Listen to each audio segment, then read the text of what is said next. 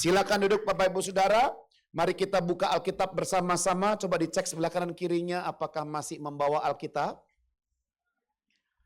Ya, pastikan Alkitabnya dibawa Saudara. Dan siapkan di Kolose pasal yang pertama ayat 24 sampai ayat yang ke-29 Saudara. Kita akan belajar Alkitab dari teks Kolose pasal 1 ayat 24 sampai 29. Dan saudara yang belum mendapatkan handout bisa angkat tangan. Yang belum mendapatkan pena juga bisa angkat tangan, akan dipinjamkan penanya. Dan bagi Bapak Ibu Saudara yang sudah lulus encounter dan mendapatkan agenda, mohon disiplin agendanya dibawa supaya materi-materi khotbah bisa dikumpulkan dan bisa dikhotbahkan kembali, dibagikan di keluarga, di-sharingkan, bahkan mengingatkan kita kembali. Amin. Beritahu sebelahnya, menjadi dan menjadikan murid. Nah, itu salah satunya tadi saudara, agendanya dibawa. Nah, saudara, mari kita lihat bersama-sama. Saya berikan judul adalah melayani segenap tenaga. Ada saja orang Kristen yang tidak mau melayani. Saudara kenal? Ada orang Kristen yang tidak bisa melayani karena kesibukannya, karena banyak pekerjaan, karena banyak tanggung jawab, maka dia berkata, aku bukan tidak mau Pak Anta, tapi tidak bisa. Yang ketiga, ada orang Kristen yang pura-pura melayani, padahal yang dia layani adalah perutnya sendiri. Ada orang Kristen yang setengah hati melayani, tidak sungguh-sungguh melayani. Kalau pas bisa ya jalan, tapi kalau pas hujan ya tidak, kan begitu saudara. Namun hari ini kita akan belajar bagaimana Paulus mengajarkan bukan dengan apa yang dia katakan, tapi juga dengan apa yang dia telah lakukan di dalam pelayanannya. Yaitu melayani dengan segenap hati, melayani dengan segenap tenaga. Nah saudara, kita akan mulai membaca di dalam Kolose pasal yang pertama ayat 24-27. Mari kita baca bersama-sama. 2-3, apa kata Paulus? Sekarang aku bersuka cita bahwa aku boleh menderita karena kamu, dan menggenapkan dalam tubuhku apa yang kurang pada penderitaan Kristus untuk tubuhnya, yaitu jemaat. Aku telah menjadi pelayan jemaat itu sesuai dengan tugas yang dipercayakan Allah kepadaku untuk meneruskan firman-Nya dengan sepenuhnya kepada kamu, yaitu rahasia yang tersembunyi dari abad ke abad dan dari turunan ke turunan, tetapi yang sekarang dinyatakan kepada orang-orang kudus-Nya. Kepada mereka Allah mau memberitahukan betapa kaya dan mulianya rahasia itu di antara bangsa-bangsa lain, yaitu Kristus ada di tengah-tengah kamu. Kristus yang adalah pengharapan akan kemuliaan. Nah saudara perhatikan ada kata frasa yang saya berikan warna kuning. Ya, kita akan kembali mengutip lagi ayat-ayat itu, ada frasa pelayan jemaat, tugas yang dipercayakan Allah, dan meneruskan firman-Nya dengan sepenuhnya. Nah saudara, di bagian pendahuluan, saya ingin sampaikan bahwa judul perikop daripada ayat-ayat yang kita baca diberikan oleh Lembaga Alkitab Indonesia, judulnya adalah Pelayanan dan Penderitaan Paulus. Dan saya sepakat dengan apa yang dituliskan di situ saudara. Kenapa? Karena memang yang dijelaskan di situ adalah bahwa pelayanan tidak mungkin tanpa penderitaan. Dan penderitaan itu bagian dari pelayanan. Saya mau katakan kepada saudara begini, perhatikan baik-baik. Siapa yang mau melayani Tuhan dimanapun apapun bentuknya, saudara siap-siap pasti akan ada penderitaan. Yang setuju katakan amin. Saudara nggak mau nggak bisa, itu pasti terjadi. Ini satu paket, satu set. Namun yang kedua tolong perhatikan juga, orang yang menderita belum tentu karena pelayanan. Maka pastikan kita habiskan kuota penderitaan kita bukan untuk menderita karena kedagingan kita, karena akibat dosa keinginan daging yang dibuai menjadi dosa itu saudara, tapi kita menderita di ladang Tuhan. Kita menderita karena mempraktekkan firman Tuhan. Kita menderita karena menjalankan amanat agung Tuhan. Amin. Intinya adalah pelayanan dan penderitaan itu satu paket. Bagian yang tidak bisa dipisahkan. Jadi kalau saudara mau melayani Tuhan, saudara harus terbiasa menderita. Dan dikatakan Paulus bersuka cita atas penderitaan karena melayani. Dia berkata apa saudara? Sekarang aku bersuka cita. Kapan saudara? Sekarang, bukan kemarin, bukan besok, tapi sekarang. Maka di tengah pelayanan, Paulus tidak pernah tidak bersuka cita. Maka jika hari ini saudara melayani Tuhan, sekarang ini saudara melayani Tuhan, saudara tidak bersuka cita, maka hati-hati. Jangan-jangan yang kita layani bukan Tuhan, kekuatan yang kita gunakan bukan kekuatan Tuhan. Nah, saudara, selanjutnya saya katakan bahwa Paulus menyadari 3 hal tadi. Yang pertama dikatakan, aku telah menjadi pelayan jemaat. Maka Paulus sadar identitasnya bukan Paulus. Identitasnya adalah milik Kristus. Identitasnya bukan Antakirana sebagai manusia, tapi Antakirana sebagai milik Kristus, yaitu pelayan dia.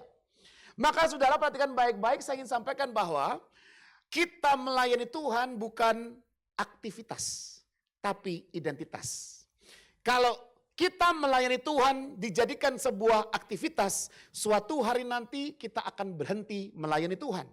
Karena sakit hati, karena kecewa, tidak mendapat berkat, doa Tuhan tidak mengatakan ya, Tuhan berkatanya justru tidak, kita kecewa dan kita akan berhenti beraktivitas melayani Tuhan.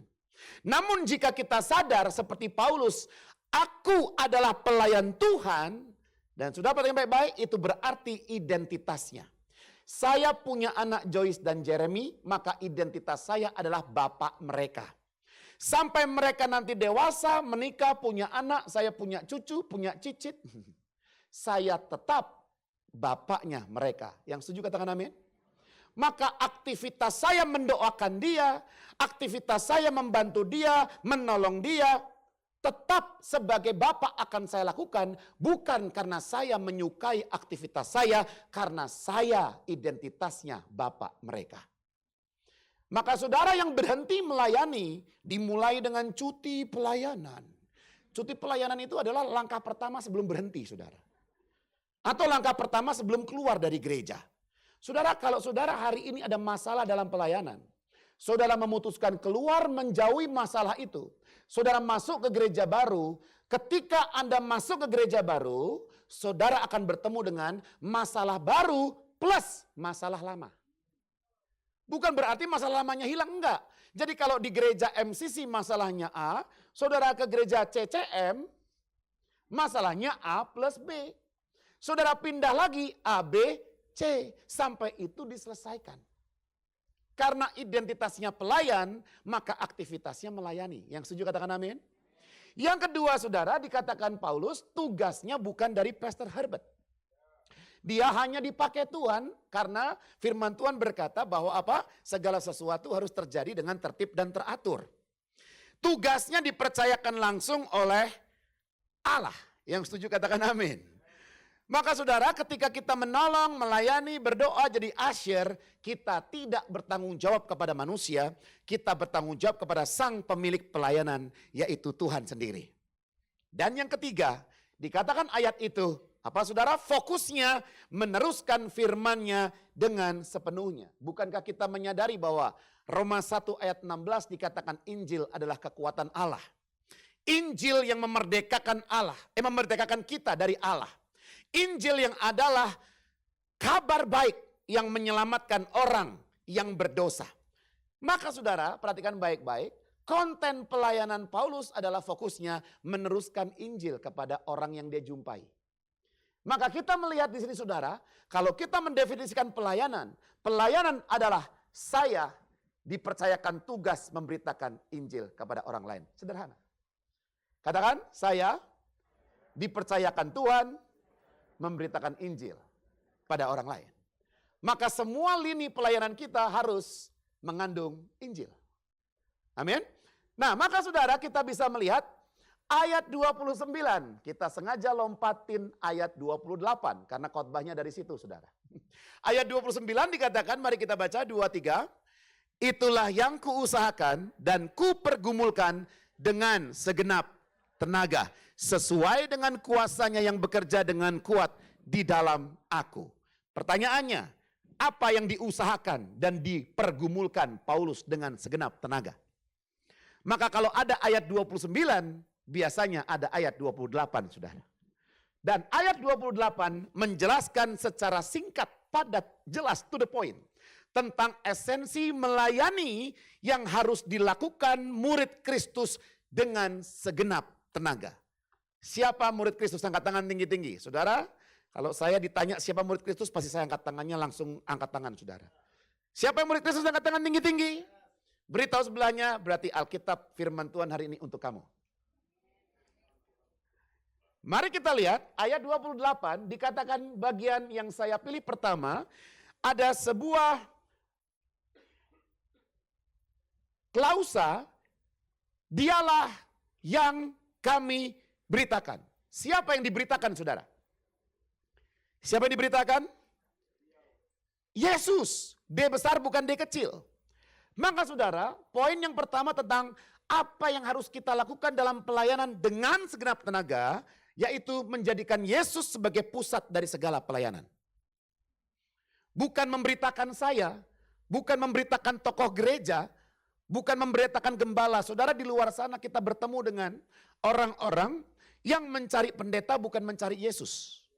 Yang mencari acara performance bukan mencari firman Tuhan.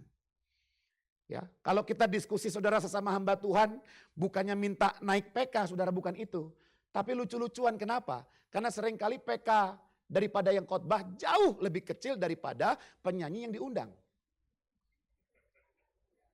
Nah, saya belajar di bagian bisnis saudara, kemana uang kita banyak pergi, itu artinya yang penting. Di bisnis. Saya nggak tahu apakah di gereja bisa juga. Bisa jadi ketika ada ibadah saudara, kita buka pengeluarannya. Oh ternyata ini semua besar-besar, kalau nggak ada ini, jangan harus ada ini, kita invest di situ. Itu menunjukkan apa yang penting bagi gereja itu. Ya. Nah saudara, saya nggak berkata bahwa kalau saudara nanti menjadi artis nggak layak dibayar. Nggak apa-apa saudara. Silahkan saudara. Karena itu pekerjaan.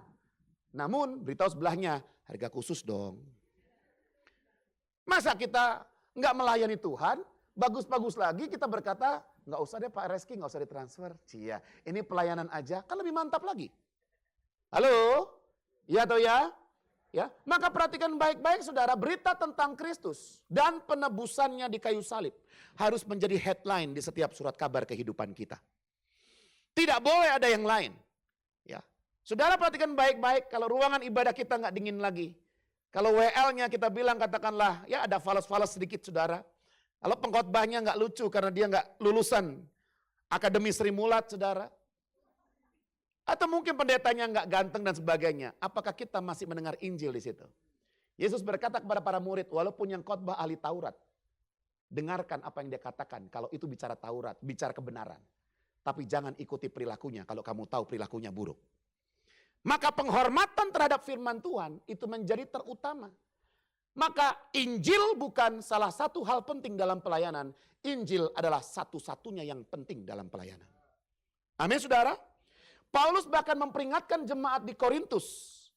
Ya, mari kita lihat saudara, 2 Korintus pasal 11 ayat yang keempat.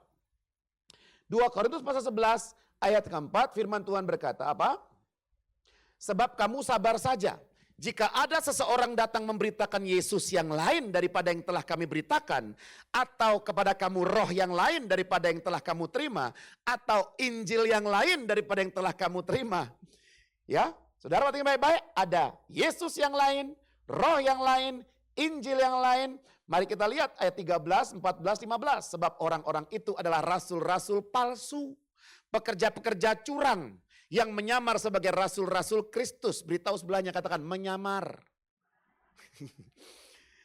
Hal itu tidak usah mengherankan sebab iblis pun menyamar sebagai malaikat terang.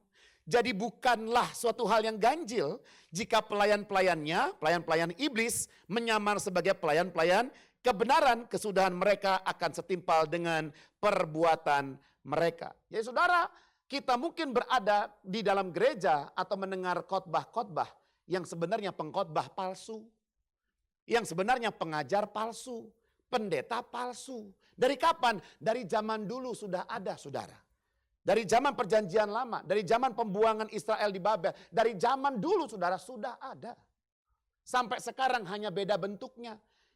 Kalau dulu kelihatan saudara mana yang dari Tuhan, mana yang tidak, selesai. Kalau sekarang nggak kelihatan, karena kadang-kadang yang palsu itu pendetanya.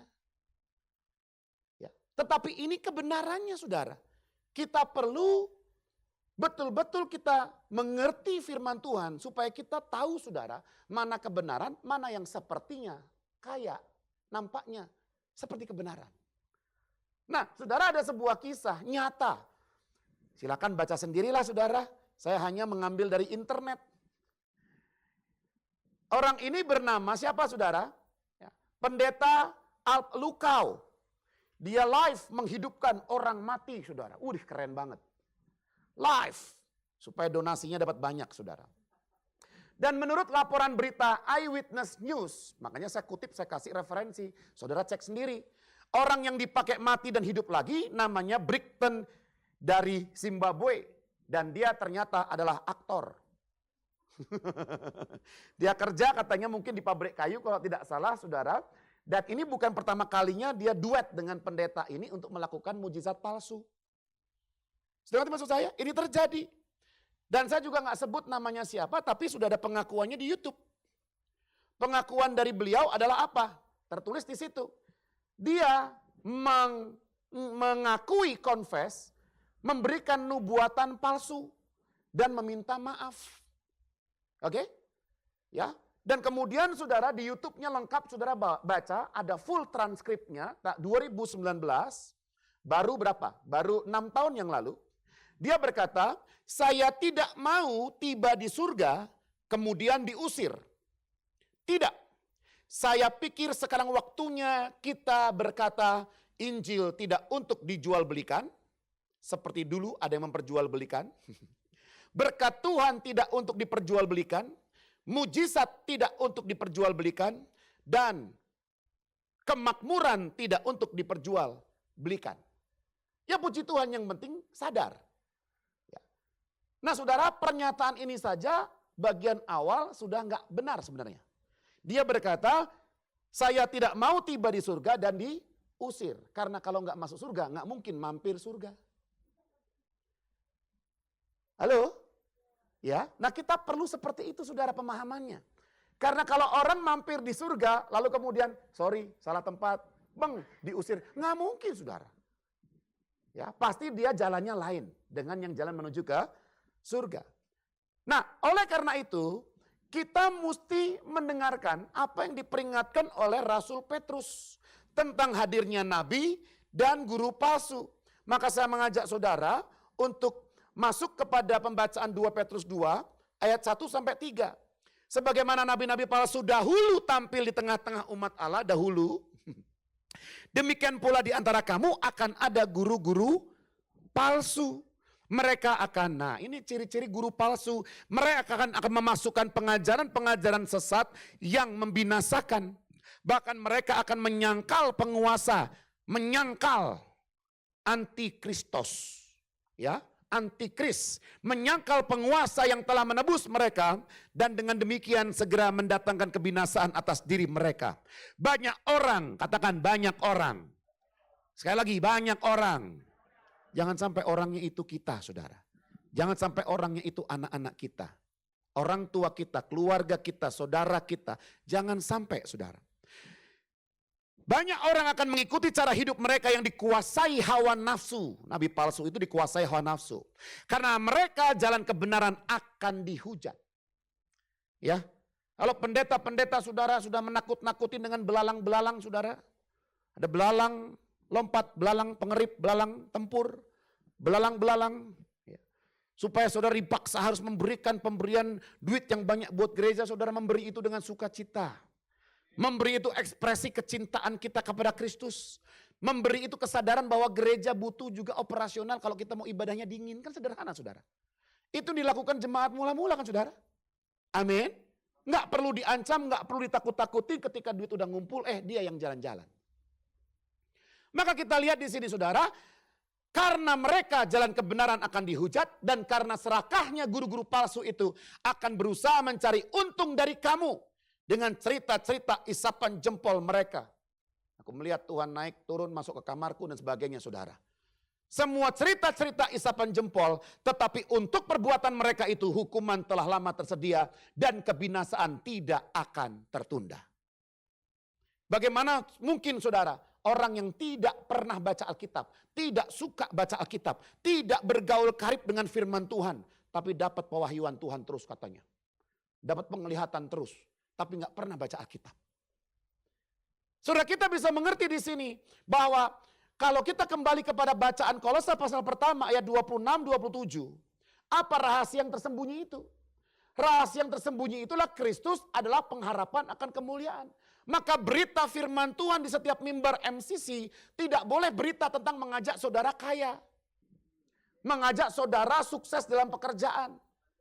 Mengajak saudara supaya panjang umur, usianya 300 tahun, bukan itu. Ajakan kita adalah apa? Ada rahasia yang banyak orang tidak tahu. Dari zaman perjanjian lama abad-abad tertutup sampai sekarang Israel masih tertutup. Tugas kita adalah buka mata mereka. Hei, ada rahasia. Apa rahasianya?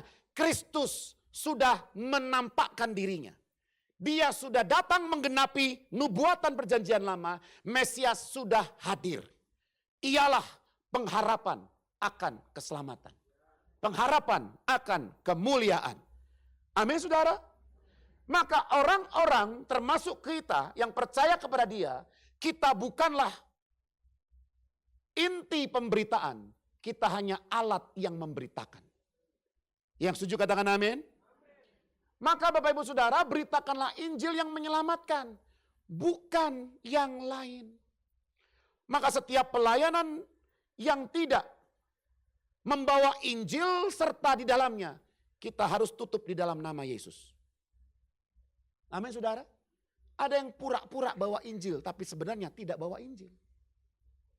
Ya. Nah, oleh karena itu saudara, makanya saya berkata, bikin lagu pun liriknya harus sesuai dengan Injil. Jika tidak, penyesatan juga. Lagunya sudah terkenal, maka penyesatannya lebih dahsyat lagi. Karena diulang-ulang, dinyanyikan, itu memberikan sebuah keyakinan yang palsu. Yang salah. Maka saudara, yang kedua mari kita lihat apalagi esensi melayani Tuhan. Bila mana tiap-tiap orang kami nasihati, tiap-tiap orang kami ajari dalam segala hikmat untuk memimpin tiap-tiap orang. Perhatikan ada kata tiap-tiap atau frasa tiap-tiap orang. Tiap-tiap orang diulang 3 kali. Saudara, kebiasaan orang Yahudi, kalau diulang 2 kali itu artinya penting, kalau sudah 3 kali berarti penting sekali, saudara. Maka esensi melayani dengan segenap tenaga yang harus kita lakukan, bukan hanya menjadikan Yesus pusat segala pelayanan, tapi kita harus memastikan target pelayanan kita adalah manusia. Coba silakan browsing di Google, ciri-ciri manusia. Biarkan Google menjelaskan kepada saudara. Maka kalau anak-anak di bawah kolong jembatan memenuhi ciri-ciri sebagai manusia, berarti dia target pelayanan kita. Jika ada miliarder, banyak harta yang memenuhi ciri-ciri sebagai manusia, berarti itu target kita. Di mata Tuhan, di bawah kolong jembatan, dan di dalam rumah mewah, sama-sama jiwa. Amin. Hanya kita saja yang maunya kemana, nggak mau ke mini, ya kan? Maunya ke sana, nggak mau ke sini. Tapi kalau kita berdasarkan Injil, maka semua manusia, termasuk mertua kita, orang tua, mantu, adik, kakak, orang-orang yang kita mungkin gak sukai secara daging. Tapi mereka harus dilayani. Amin, saudara. Dalam pelayanan bisa terjadi salah target. Ada yang targetnya program, acara, cari uang, fasilitas. Boleh, tapi ini bukan yang utama. Ini nomor sekian, dan terima kasih, saudara. Tapi yang utama adalah nama Kristus diberitakan. Targetnya adalah manusia, saudara. Yang dilayani tiap-tiap orang. Saudara, tanpa uang manusia bisa dilayani. Dengan banyak uang belum tentu manusia terlayani. Tapi dengan uang manusia bisa dilayani juga. Tanpa uang ada juga yang tidak melayani manusia. Maka ini bukan tentang ada atau enggak ada uang. Ini tentang apakah kita komitmen kepada apa yang dikatakan firman Tuhan. Target pelayanan kita adalah tiap-tiap orang.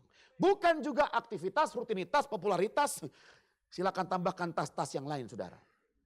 Target pelayanan adalah semua orang secara universal. Mau warna kulitnya, mau bentuk rambutnya, mau tinggalnya di mana, silakan. Saudara, saya mengajarkan kepada generasi muda di MCC Kuitang. bahwa menjadi berkat sampai ke ujung bumi zaman sekarang lebih gampang. Kenapa? Karena secara digital kita sudah ke ujung bumi. Kita buat sebuah konten TikTok saja saudara, itu bisa sampai di ujung bumi. Kita bikin sebuah lagu pendek, tapi orang mendengar, menyanyikan penuh kuasa saudara. Karena Injil di dalamnya, murni di dalamnya. Ya. Orang dengar bertobat. Sampai kemana? Sampai ke Afrika. Sampai ke Amerika Latin, itu ujung bumi. Halo? Amin? Maka saudara perhatikan baik-baik. Ya, kalau kita lihat di dalam konteks ini, contoh melayani manusia apa? Dikatakan, tiap-tiap orang kami nasihati, nou teteo. Artinya diperingatkan. Maka memperingatkan orang lain itu adalah sebuah aplikasi dari melayani manusia. Saya mau tanya saudara, kita perlu nggak diberikan teguran? Kita perlu diberikan nasihat? Kita perlu diperingatkan? Perlu firman Tuhan mengajar kita. Galatia, ya, apabila engkau melihat saudaramu melakukan kesalahan, kamu yang rohani harus menuntun dia, tidak boleh diabaikan. Kepada apa? Dengan lemah lembut, sambil menjaga diri, jangan sampai kita jatuh pencobaan. Maksudnya apa? Jangan sampai kita merasa hebat, kita yang sombong, lalu kita jatuh juga dalam dosa. Maka saudara, menegur itu penting, memperingatkan itu penting.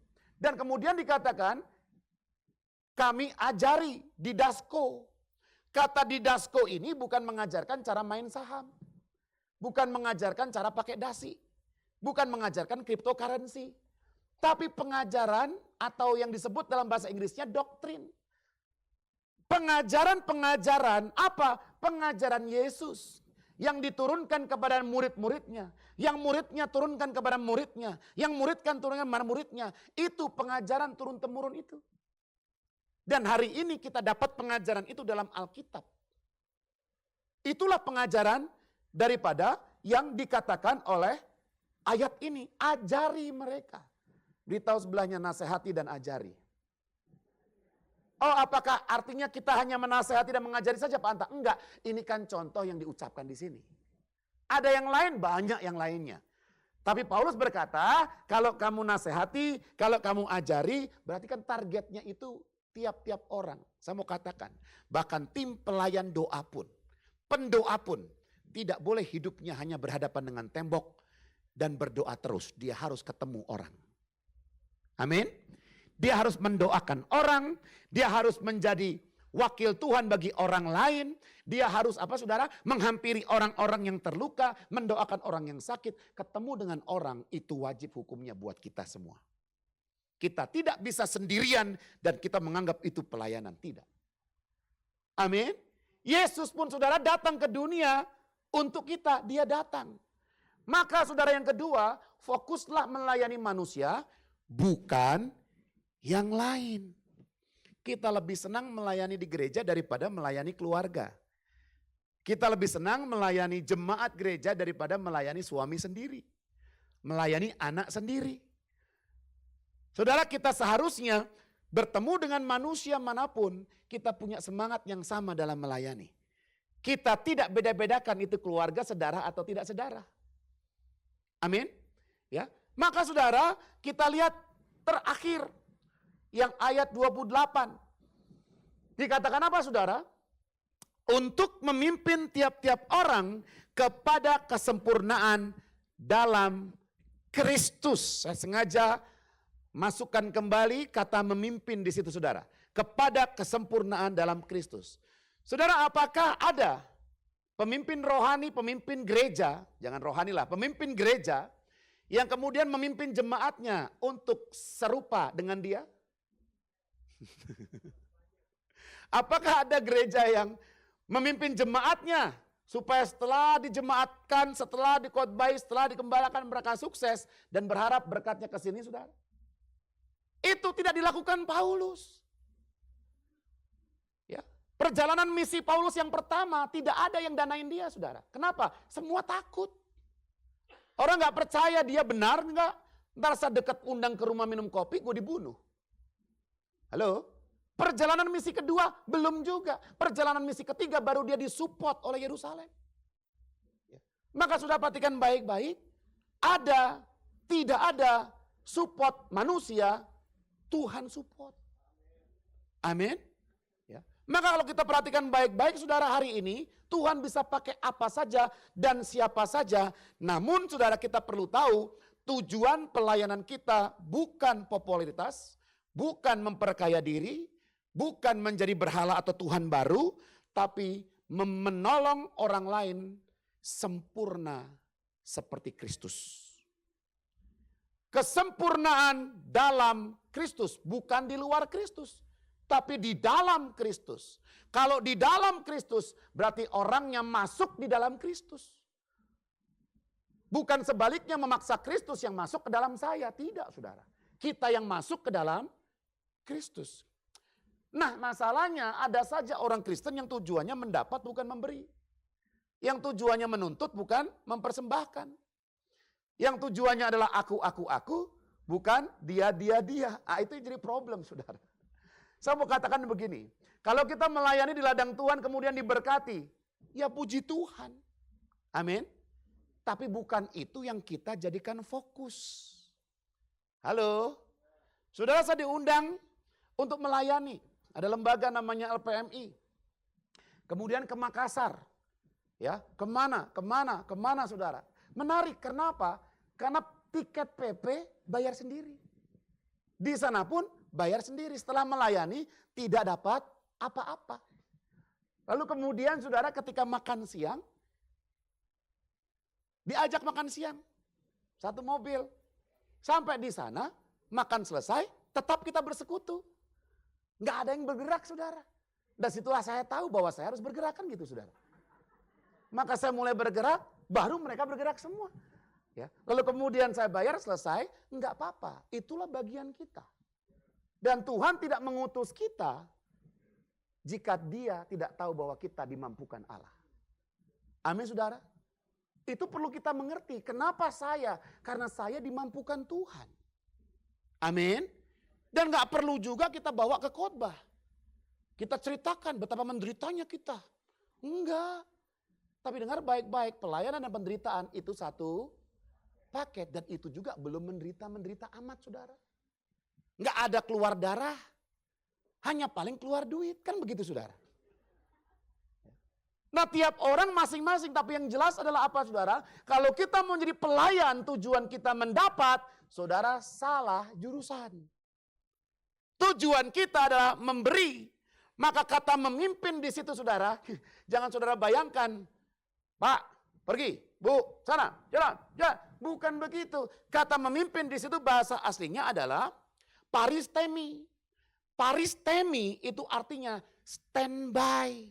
Beritahu sebelahnya standby atau provide, menyediakan. Jadi kalau saya sudah melayani seseorang nih, katakanlah seseorang. Tiap-tiap orang, saya perlu standby. Saya perlu menyediakan apa yang dia butuhkan, bukan uang, bukan rumah, tetapi apa saudara? Kebenaran Injil yang bisa menumbuhkan dia, yang bisa membuat dia matang dan dewasa. Bagaimana mungkin saya bisa menyehatkan rohani dia kalau saya tidak punya unsur kesehatan itu? Saya tidak bisa mengajarkan Injil kalau saya tidak tahu atau buta tentang Injil. Maka saudara, ayat selanjutnya dikatakan supaya sempurna, teleios itu artinya apa? Matang, dewasa penuh, lengkap. Maka saya dalam pelayanan pengajaran, dalam pelayanan asyir, home leaders, khotbah, apapun itu, Injil diberitakan supaya kita standby orang ini, kita tolong. Supaya bertumbuh dewasa matang di dalam pengenalan akan Tuhan. Amin saudara. Pertanyaannya apakah hari ini kita jemaat MCC Sleepy, kita meyakini dan kita merasa kita makin matang di dalam karakter Kristus. Kita makin dewasa dalam pengenalan akan Dia. Makin memahami Injil dan sebagainya. Itulah menjadi KPI kita. Maka mari kita baca bersama-sama 1, 2, 3. Gereja harus menghasilkan murid Kristus yang dewasa, bukan hanya pengunjung gereja yang setia. Ada gereja-gereja memperlakukan jemaatnya sebagai konsumen. Maka harus dilayani karena takut pergi. Kenapa pergi nanti nggak cuan lagi. Tapi gereja yang benar adalah saudara, kita tidak perlu memberikan banyak ketertarikan dunia. Kita perlu ajar mereka, kita harus tertarik hanya kepada berita Injil. Amin. Itu yang paling menarik. Kalau tidak, sia-sialah iman kita, kata Paulus. Kalau Yesus tidak dibangkitkan, sia-sialah pelayanan kita. Itu yang menarik satu-satunya. Maka saudara, kalau saudara baca Efesus pasal 4, 11 sampai 15 dikatakan ada pemberita Injil, ada juga saudara gembala dan sebagainya. Tuhan berikan semua pemerlengkapan itu. Tujuannya apa? Supaya kita diperlengkapi, kita dibangun, kita menjadi satu, lalu kita bertumbuh ke arah kepenuhan Kristus, kata ayat ini. Maka ini juga mendukung secara teologis bahwa ayat yang kita baca tadi ayat 28, kepada kesempurnaan Kristus, itulah tujuan pelayanan. Dan puji Tuhan saudara, Kolose 1 ayat 29 ditutup dengan kuasanya, bukan kuasa Paulus. Berarti kekuatan yang menggebu-gebu, pergumulan, daya, upaya yang Paulus lakukan sekuat tenaga, bukan dari kekuatannya, tapi dari kekuatan Tuhan. Amin. Maka saudara, aplikasi dari poin ketiga, marilah kita serius membangun kerohanian, kedewasaan pengenalan kepada Tuhan, pemahaman akan Injil dan kebenaran yang memerdekakan kehidupan kita, saudara. Itu yang harus menjadi keseriusan kita, bukan yang lain. Amin. Berapa banyak saudara hari ini mau melayani Tuhan dengan segenap tenaga? Angkat tangan tinggi-tinggi. Mari berdiri bersama dengan saya. Kembali saudara, ingatkan, silakan next slide saya. Ingatkan kepada sebelahnya, katakan, Yesus adalah pusat segala pelayanan. Saudara beritahu sebelahnya dengan mata melotot, say it as you mean it ya. Yesus adalah pusat. Pusat. Suami istri, kalau kita saling sama-sama tahu kan gitu. Kalau suami istri jemaat kan ke Pak Harbat agak nggak terbuka atau agak ya nggak bener-bener dikit lah. Tapi kalau suami istri ngobrol di mobil, ngobrol sambil naik motor kan bener itu. Apalagi ketika lagi mau tidur. Ya kan lumayan juga ya apa. Coba cek apa motivasi kita. Apakah Yesus yang kita layani? Dia sumber beritanya. Dia sumber pelayanannya atau yang lain. Yang kedua beritahu sebelahnya dengan mata melotot. Target pelayanan kita manusia. Aktivitas kita jika tidak dipenuhi interaksi dengan manusia, jangan-jangan kita melayani program. Kita melayani aktivitas. Ya boleh kita bahas kualitas YouTube, boleh. Boleh kita bahas kualitas penyanyi, WL, singer, penyembah, boleh. Karena ada ayatnya berkata bahwa lakukanlah seperti untuk Tuhan, bukan untuk manusia. Itu excellent. Tapi bukan hanya itu, kalau sudah excellent kenapa? Pertanyaannya, apakah berdampak kepada manusia? Apakah manusia yang diajak menyembah itu mereka bisa mengalami Kristus? Bukan karena kita yang nyanyinya hebat terus dia mengalami, bukan. Tapi dengan kita bernyanyi saudara, orang mendengar ada ayat yang sudah jadi nyanyian. Orang mengalami saudara perjumpaan dengan Tuhan dan Tuhan bekerja dalam kehidupan dia.